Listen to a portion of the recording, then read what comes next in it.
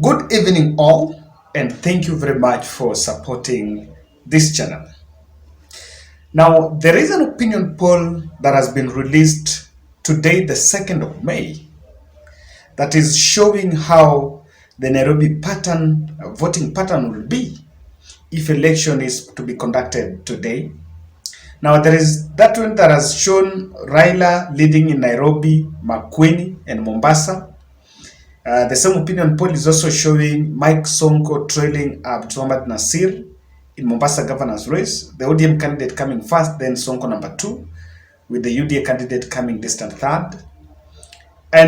But my attention really went to the one for Johnson Sakaja. According to that TIFA poll, Johnson Sakaja is leading by 53%, and the Polycarp Igathe, who also joined the race this month, April, is coming second at 15%. But the catch there is that there is a 73% undecided voters in Nairobi. Now, if you look at that poll, there is an impression that I want us to understand there.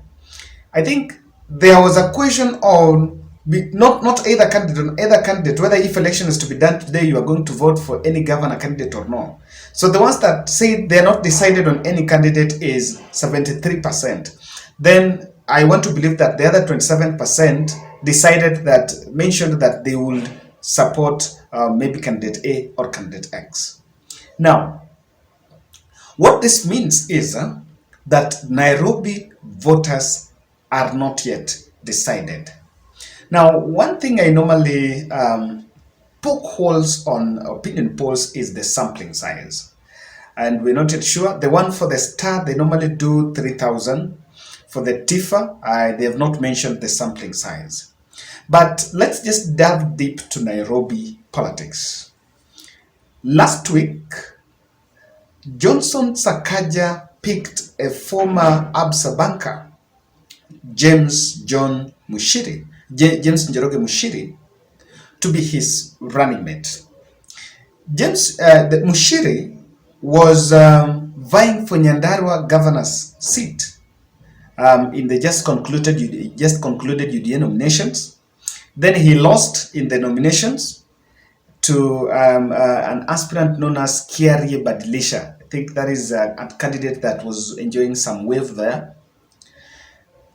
So William Ruto asked him to deputize Johnson Sakaja because that decision was arrived after that happened there. So Johnson Sakaja is here. Polycarp Igathe is a candidate that emerged after Tim Wanyonyi decided to step down. But then let me tell you something about Tim Wanyonyi. When I analyzed that in KICC, Edwin Sifuna was calling Fred Gumo and Moses Wetangula to talk to Tim. People were asking why Fred Gumo. This is because Fred Gumo's son was seeking the Westland MP seat and was supporting Tim Wanyonyi for governor. So if Tim was to step down and go to Westlands, then that aspirant, who is Fred Gumo's son, was going to be affected. So that is why Fred Gumo was coming. But then he first accepted to be the running mate to Igathe. But the very day where they were at KCC is when he told Raila in the face that I'd rather go back to Westlands, even though President Uhuru Kenyatta, meeting with Raila and Tim in State House, had decided that they were going to give Tim the running mate position, the deputy governor position, but a seat with portfolio. But of course, this is not in the constitution, so they will be played. Just a light note here. I find Moses Masika Wetangula a bit dishonest.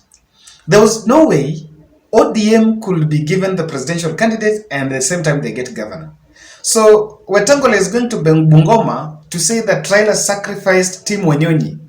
Honestly, it might sound like a joke, but this is the truth. Moses Wetangula has a Ford Kenya party. Why don't he just give Tim direct ticket if he thinks that Raila betrayed Tim? I find that a bit queer. Now, In the light of the Nairobi vote, I can categorically say that looking at how Johnson Sakaja have carried himself after joining the Kenya Kwanza team and how he has played his politics, he is deemed to lose that seat. What should worry his strategist, Sakaja's strategist, is why the number of the 73% that are decided should worry him, because Igathe is a latecomer. So let's say if Igathe just came the other day and abruptly 73% of Nairobi voters are not decided, that means they've gone back to drawing board and they're now comparing between Sakaja and Igathe. Now, Igathe has not campaigned, not even a single serious rally in the Nairobi county, while Sakaja has been campaigning all along.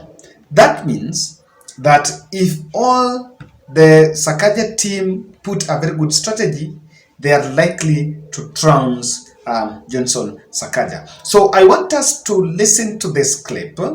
I got it from Citizen TV. How Beatrice Elachi was talking about the possibility of Polycarp Igathe winning. Let's listen to it, then when we come back, we shall delve deep on details why this is likely to happen. Akasema hii kitu ilikuwa ya Jubilee na ODM. Kwa hivyo sisi tunaenda hivyo. Sasa tulipokwenda pale KICC, sisi hatukuwa tunaenda negotiation. Sisi tulikuwa tunaenda kunajua ya kwamba Igathe ni governor, timu ni deputy. Ndugu yangu timu nafikiri alienda akalala akaona hii kitu ya deputy itakuja kunisumbua ama vipi? Sijui. Lakini wajua heri angelijua ya kwamba si yake peke yake. Unafanyia watu wa? Unajua kura yangu ni moja. Hakuna mtu alimtoa, yeye mwenyewe roho yake. Raila aliuliza swali moja tu, Mheshimiwa Prime Minister aliuliza. Jamani timu uko wanafanya uchaguzi saa hizi. Tufanyeje? Iko kisi ya huko na iko mtoto wa mwisho. Tutafanyaje wale? Lakini nimemshinda, sasa akashinda, sasa nifanyeje? Hapa Kalonzo basi. Acha niwaambie. Tusijidanganye kwamba Igathe hata kwa governor. Atakuwa kura ya Mkamba, kura ya Mjaluo, kura ya Mkikuyu, kura ya Waluya wale wataona wampigie wachache, amekuwa gavana. Tusijidanganya hapa na mtoto wetu ati tutasukuma. Ule ndio gavana. Sitasema numbers lakini now, so if you listen to what Beatrice Elachi is saying, it is most likely that things are not going to be easy for Sakaja. Now, ladies and gentlemen, if you're watching this video and you've not yet subscribed, I want to kindly request you to subscribe to our channel, click the notification bell, and give us your feedback on how do you think Nairobi vote will swing? Who would you think is likely to win? Are you within Nairobi and its environs? Are you staying in Runda? Are you staying in Karen, Lavington, Kiambu, Machakos, or you're putting up a house or a structure somewhere you experience frequent blackouts? Don't look south. Reach out to the Installate company because they have amazing packages on power backup system. Now, the beauty with that is this, when one of the solutions is solar, when you go solar, they can integrate your water heating system with the solar power without buying extra equipment. That means there is no extra cost. What does that mean to you? What that can bring is it can minimize your electricity bill to zero. Talk to Gidiomi, a very friendly man. 0722 818 883. 0722 818 883. And please make it clear that it's from Kevin Oduor. Johnson Sakaja is perceived as a Ruto project. Remember, he was in Jubilee. Then when he crossed over to the UDA side, he crossed over to the Kenya Kwanza and first mentioned that he has never been part of ANC, he's part of UDA.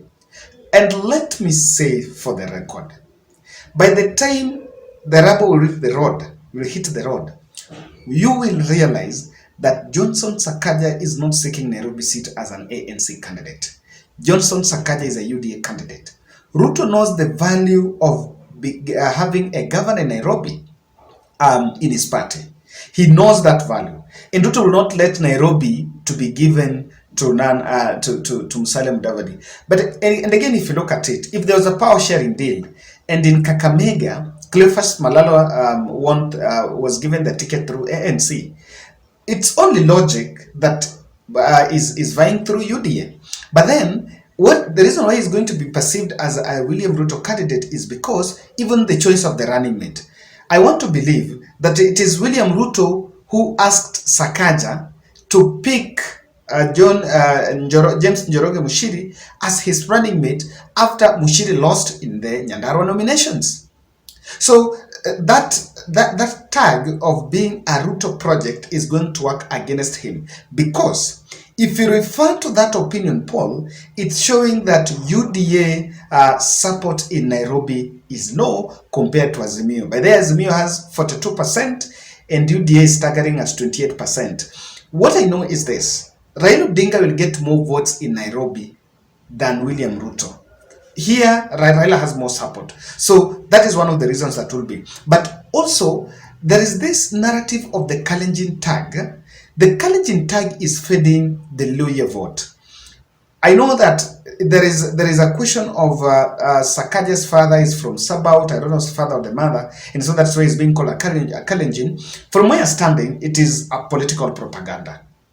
But even in this channel, people watching this video, there are quite a number that believe that Johnson Sakaja is not a Luhya.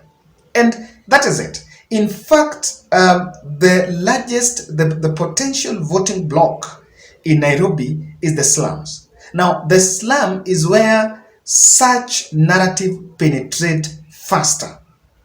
They get to the ears of the people, and in Nairobi, people turn to the tribal mode. Now, when someone just goes and say William Ruto is supporting Sakaja because Sakaja is not a Luhya and Sakaja is a Kalenjin, I am telling you, the Kalenjination of Sakaja's candidature is going to work against him. That is something that you can take. Now, I also don't see Johnson Sakaja, or rather UDA, having good campaign structures in Nairobi. And what is bringing this is something that you can see. When Margaret Wanjiru was going against Sakaja, Margaret Wanjiru was not convinced because she felt like Sakaja was a latecomer in UDA, and so why should she be advised to leave for Sakaja?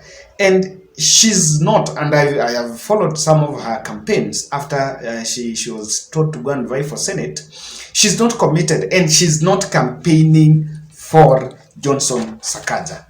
Now, look at the fallout with Jaguar and Simon Mbugua.